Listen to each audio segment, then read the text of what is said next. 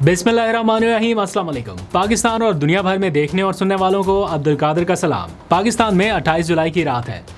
इस वक्त का माहौल, फ़िज़ा या मूड ये कुछ ज़्यादा बेहतर नहीं है, कोई बहुत ज़्यादा अच्छे नहीं है, क्योंकि जो मनाज़र हम देख रहे हैं या टाइमलाइन के ऊपर नज़र आ रहे हैं ना वो हम डिज़र्व करते हैं ना देखना चाहते हैं। हालात बेहतर होने चाहिए, ये हम हर रोज़ कोशिश भी करते हैं, काविश भी करते हैं, लेकिन सिचुएशन जो ग्राउंड के ऊपर है वो वैसी नहीं है। और जो मनाज़र हम आज सुबह से देख रहे हैं ख़ास तौर पे कश्मीर के हालात के हवाले से, वो कोई बहुत ज़्यादा अच्छे नहीं है। और मैं थोड़ी देर पहले एक शेर देख रहा था, यहाँ पे मैंने लिख भी लिया कि जो हम पे गुज़रे थे रंज सारे, जो ख़ुद पर गुज़रे तो लोग समझे। कुछ टाइम पहले पाकिस्तान तहरीक इंसाफ के साथ ये सारा कुछ हो रहा था, तो इतनी ज़्यादा आवाज़ें नहीं उठ रही थी, बस यही था कि एक जमात के साथ हो रहा है, फिर वो दूसरी जमात के साथ हुआ, फिर आज यही सारा कुछ वो मैंडेट के हवाले से हो या एहतजाज के हवाले से हो या बाकी सारी चीज़ों के हवाले से, फिर आहिस्ता आहिस्ता वो और तबकात ने भी उसको महसूस करना शुरू किया।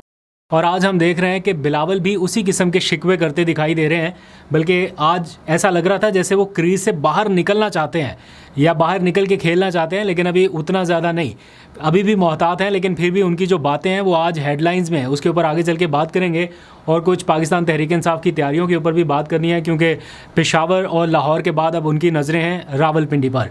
फिर सुहेल आफरीदी की एक खुफिया मुलाकात के हवाले से सोशल मीडिया के ऊपर फिर से शुरू हो गई ये चीज़ें कि 5 अगस्त से पहले उनकी एक और खुफिया मुलाकात हो गई है। किससे हुई है, क्या बताया जा रहा है सोशल मीडिया पर, उस बारे में भी डिस्कस करते हैं।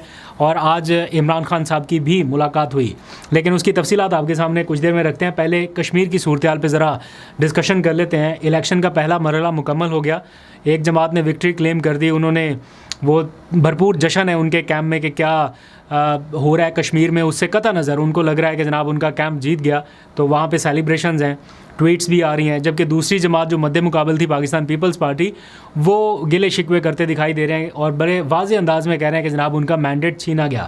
पाकिस्तान पीपल्स पार्टी के मुतादिद रहनुमा एक के बाद एक आ रहे हैं, वो प्रेस कॉन्फ्रेंसेस कर रहे हैं और ऐसे कह रहे हैं कि जैसे अगर वो सिस्टम के साथ ना खड़े हुए तो किसी के हाथ कुछ नहीं आएगा, सिस्टम गिर जाएगा। जैसे पहले सारा कुछ बहुत अच्छा चल रहा था ना, अगर वाकई में ये चाहते हैं कि जनाब ये गलत हो रहा है, जो कुछ भी चल रहा है ये ठीक नहीं है, तो सिस्टम से अलग हो जाए। ऐसे सिस्टम को सपोर्ट करके आप ख़ुद बराबर के हिस्सेदार बन रहे हैं, आप ज़िम्मेदारी से मुबर्रा नहीं हो सकते, जो मर्ज़ी हो जाए। आज ये जो कुछ भी इस टाइम चल रहा है उसमें आप बराबर के ज़िम्मेदार हैं या आपकी शराकतदारी उसमें रही है। अब जब खुद पर गुजर रही है तो कह रहे हैं कि मैं 100% मैंडेट वापस लेके रहूँगा। क्या आपको नहीं पता कि मैंडेट वापस लेने के लिए इंतखाबी उज़रदारियाँ कहाँ पर दायर होंगी? क्या आपको नहीं पता कि आगे इलेक्शन कमीशन कैसे परफॉर्म करेगा, कैसे आप ये सारा मैंडेट वापस ले लेंगे? ठीक है, अच्छी बात है, नारा आपने लगा दिया। ज़रा सुनिए बिलावल ने किन अल्फाज में नारा लगाया और क्या कहा है, फिर इसके ऊपर बात कंटिन्यू करते हैं। हम पीछे हटेंगे नहीं, किसी के सामने झुकेंगे नहीं, हमारा 100% वोट, 100% सीटें इनसे छीन के रहूंगा इंशाअल्लाह ताला।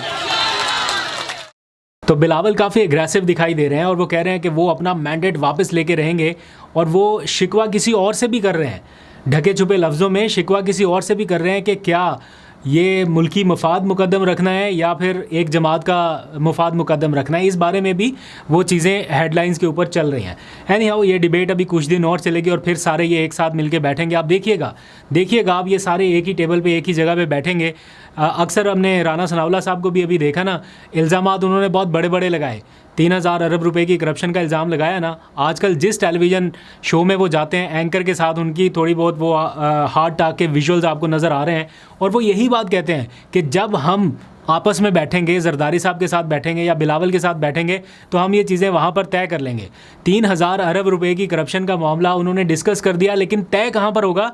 आपस में बैठ के वो कह रहे तय कर लेंगे। इस तरह की सिचुएशन है और ये बैठेंगे, मुझे ऐसा लगता है अनकरीब ये बैठ जाएंगे वापस और सारे हंसी खुशी पुरानी तनख्वाह के ऊपर काम जारी रखेंगे।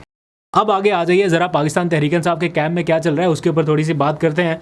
आज एक तो मुलाकातों का दिन था, अडयाला के बाहर अलीमा खान पहुंची, इंतज़ार करती रही। अभी भी थोड़ी देर पहले के विजुअल्स आ रहे थे, रात गए वो वहाँ पर मौजूद थी कि अपने भाई से मुलाकात हो सके। उन्हें पता है कि नहीं होगी, लेकिन फिर भी कि एक चीज़ ऑन रिकॉर्ड रहे, वो आज वहाँ पर पहुँची।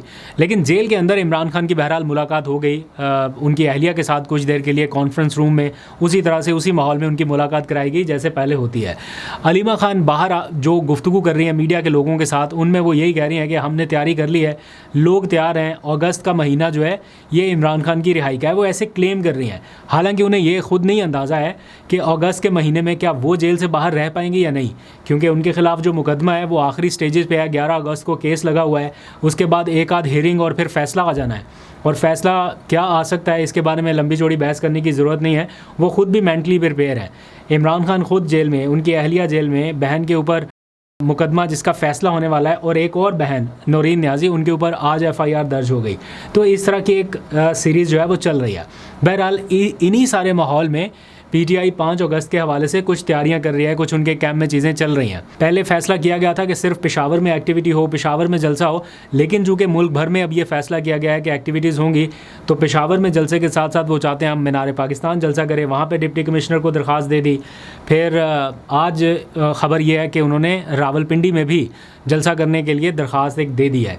डिप्टी कमिश्नर साहब के विजुअल्स उस तरह के सामने नहीं आ सके, लेकिन दरख्वास्त की कॉपी जो है वो मंजर आम पे आ गई। वो मैं यहाँ पे दिखा भी रहा हूँ कि वो चाहते हैं कि रावलपिंडी में जलसा करें। ये पता है कि इजाज़त नहीं मिलेगी, दफ़ा 144 नाफिज है और बहुत सारी वजूहात की बिना पर इजाज़त मिलना मुश्किल है, लेकिन समहाउ PTI कानूनी जो तरीक़ाकार है वो ज़रूर अडॉप्ट कर रही है कि हम एटलीस्ट दरख्वास्त दे दें, बाकी फिर बाद की बात है। इस सारे मामले में एक ख़बर सोशल मीडिया पर कल रात से गर्दिश कर रही है कि सुहेल आफरीदी ने किसी ताकतवर शख्सियत से मुलाकात की है। इस खबर को वैसे तो इग्नोर किया जा सकता है क्योंकि इस तरह की बहुत सारी और ख़बरें भी आती हैं, लेकिन इससे पहले सुहेल आफरीदी की मोहसिन नकवी से वो मुलाकात जिसके बारे में ना सुहेल आफरीदी बता रहे थे ना बैरिस्टर गौहर बता रहे थे, इसको खुफिया रखा जा रहा था, उस मुलाकात की खबर भी उसी सेम ट्विटर अकाउंट से सबसे पहले जारी की गई थी जिस ट्विटर अकाउंट से अभी बताया गया है कि एक मुलाकात अभी अभी हुई है। मुझे नहीं पता ये हुई है या नहीं हुई, लेकिन मैं डिस्कस इसलिए कर रहा हूँ क्योंकि जिस अकाउंट से ये सुहेल आफरीदी की एक्टिविटीज़ रिपोर्ट होती हैं, उस शख्स के सर पे हाथ है सुहेल आफरीदी के एक बहुत ही सख्त मुखालिफ का, सियासी मुखालिफ का।